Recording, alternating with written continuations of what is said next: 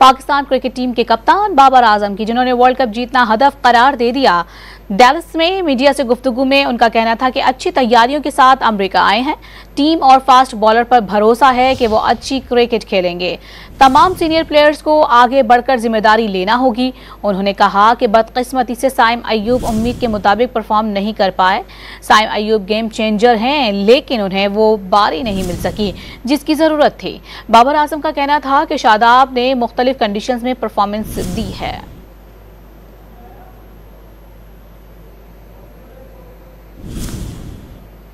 तो Pakistan cricket team के कप्तान बाबर आजम पर उम्मीद है और उन्होंने कहा है कि इस बार हदफ वर्ल्ड कप जीतना है। डैलस में उन्होंने मीडिया से गुफ्तगू की, जिसमें उनका ये कहना था कि अच्छी तैयारियों के साथ हम अमेरिका में मौजूद हैं। टीम और फास्ट बॉलर पर उन्होंने कहा कि हमें भरोसा है, वो अच्छी क्रिकेट खेलेंगे। साथ ही उन्होंने तमाम सीनियर प्लेयर्स को कहा कि आगे बढ़कर उन्हें जिम्मेदारी लेना होगी।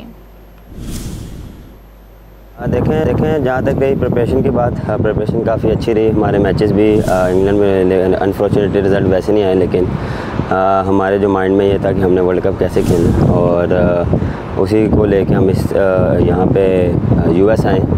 और देखें कुछ चीज़ें आपके कंट्रोल में नहीं होती, वेदर आपके कंट्रोल में नहीं है, और उसमें हमें जितनी भी जो फैसिलिटीज़ अवेलेबल थी हमने उसको यूटिलाइज़ किया। हमने इंडोर यूज़ किया।